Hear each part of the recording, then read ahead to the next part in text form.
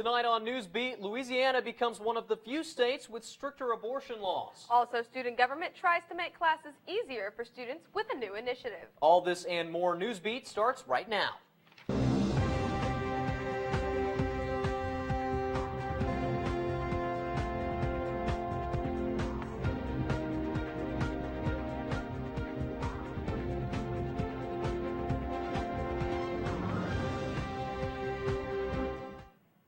A bomb threat was phoned into the Ponchatoula Police Department at 5:30 this morning. Good evening and welcome to Newsbeat. I'm Larissa Bonaquisti. And I'm Matt Houston. Thanks for joining us. About 40 law enforcement officers went to Ponchatoula High School to investigate and found negative results. Officers brought bomb-detecting dogs and other devices to search for suspicious objects. After hours of searching, the school was declared secure but remained closed throughout the day. A bill passed by the State House of Representatives will require students with a certain ACT scores to use TOPS at community college before a four-year university. This will apply for students with a score of 20 or 21. If this is approved, it would not go into effect until the 2019 school year. The bill still needs to pass the Senate and the governor before it goes into effect. Another bill that passed through the House refers to women's rights, and Tiger TV reporter Hunter Lovell is in the studio to tell us more. The new bill changes the length of time women would have to wait before getting an abortion. The revised law will require women to wait 72 hours after a doctor's visit before they can get the procedure. Previously, it was 24 hours.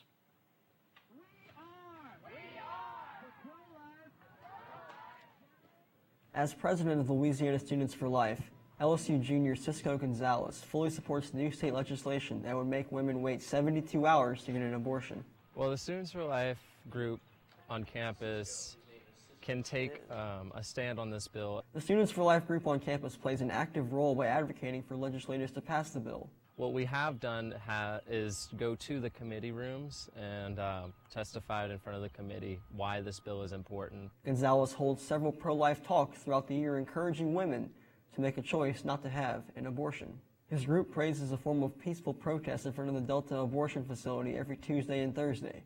Gonzalez says the students' presence is significant for women. They are in crisis at this point in stage, and it's never a good idea to make a decision in crisis. And that's exactly what this bill does. Legislative Director for Louisiana Right to Life, Deanna Wallace, has spent the past few days at the Capitol testifying for the bill to be passed. So this specific bill is geared towards protecting women in that it gives them the opportunity to consider their options. Though Wallace understands that abortion is still legal in the U.S., she believes that making this bill into law would put Right to Life groups one step closer to their goal. This is not a party line issue in Louisiana. This is a human rights issue, and both sides of the aisle come together on bills like this. Despite the overwhelming support for the bill, some pro-choice groups don't think it will help women. It requires them to take time off of work. It requires them to pay for 2 hotel rooms. The 24-hour period is already unnecessary, but 72 hours would be an unnecessary burden. LSU Law Students for Reproductive Justice President Chelsea Murphy says some women can't afford abortions. She said taking time off of work to travel is costly. Extending a 72-hour waiting period is basically questioning a woman's judgment, which is not a job for a legislator to do. If the bill gets made into law, Louisiana will be tied with 5 other states for the longest waiting period in the country. Back to you at the desk. Thanks, Hunter. In other news, student government passed a new initiative to help students get a better feel for upcoming classes. Tiger TV reporter Allie Evans shows us how the initiative will work. The Syllabus Database Initiative was brought to Student Senate about a year and a half ago and has now been implemented. Andrew Mollett, who headed this initiative, hopes it will especially be helpful when scheduling classes at the start of the semester. So by having students have access to those syllabi beforehand, it would help them make more informed decisions, which would make it easier on the students. They wouldn't have to worry about rescheduling that first week, maybe not getting in classes they need to get in or being able to get in those classes. But it would also make life easier on professors because they wouldn't have such a big turnover those first few weeks. Students are excited about the syllabus database because they like that they will be able to see what a class entails before they sign up for it. The syllabus database is a good thing because it gives the students just another resource for looking up how the class is going to be.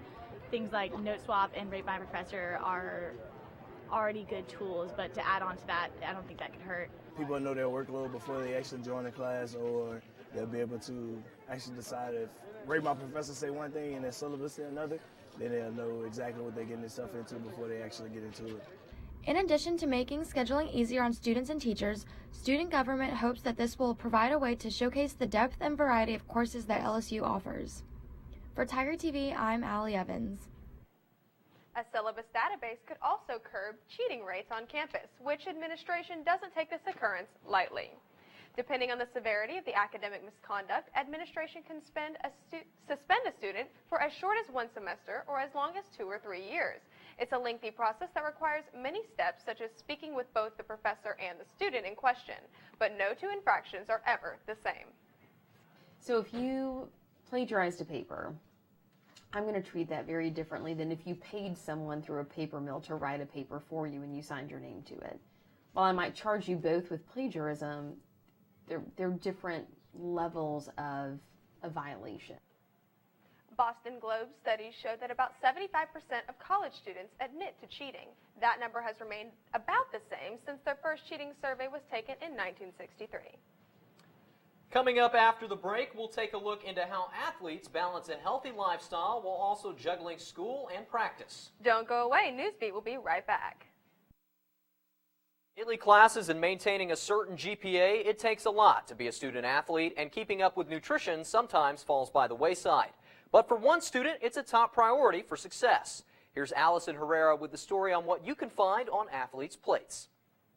Marcus Tyner is a full-time student and NCAA athlete at LSU, and sometimes he faces challenges on and off the track. Just as athletes are required to attend lifts, practice, or a team meeting, their nutrition is just as important. Sports nutrition is one of many resources offered to student athletes. You can have all the mental toughness, but if you're not eating right, it doesn't work. Lauren Reagan is LSU sports dietitian and says collegiate athletes are highly encouraged to come into her office. Many athletes, such as Marcus, grab the opportunity to learn about nutrition and gulp as much information as they can on a daily basis. You're not going to find many athletes that go, nope, I don't want to do that. The program makes choosing a healthy lifestyle easy for athletes by providing endless options. Reagan sets up healthy snack bars throughout campus and even organizes team meals. I'm a real big proponent of healthy nutrition. Equates to better training, and it also equates to better results on the track. It's never a one-size-fits-all for athletes. There's a lot of little ins and outs to each team's nutrition and how we educate based on their sport, and then within the sport there's even different positions as well. Reagan says a quarterback will never consume the same amount as a linebacker. This program is only about 10 years young, but is successful for athletes like Tyner, who are always limited on time. We're fortunate enough to work in an environment where we can be around all the lifts, all of the practices. They don't even realize they're going to walk in and get a little tidbit of nutrition. From teaching athletes how to grocery shop to conducting team meetings, this education goes further than producing numbers on a scoreboard. It's important to eat right because it becomes more than the sport. It's more like a lifestyle. It's just a lifestyle they're going to use now. A lifestyle students will use for the rest of their lives. Student athletes have a variety of sources on campus to meet their nutrition needs, from dining halls to Cox, even Tiger Stadium.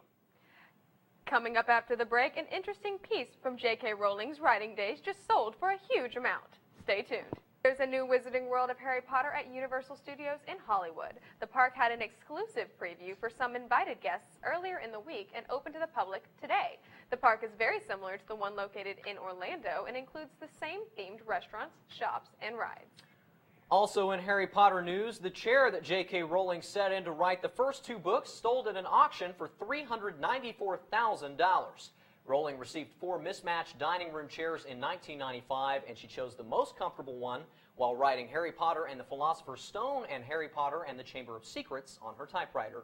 And you know, I have never seen a Harry Potter movie. How have you lived? You know, I really don't know, but it's been a pitiful life. Well, I grew up reading all the books and watching all the movies, and I even went to Harry Potter World in Orlando. It was amazing. Well, your life has been a lot more fun than mine. Obviously.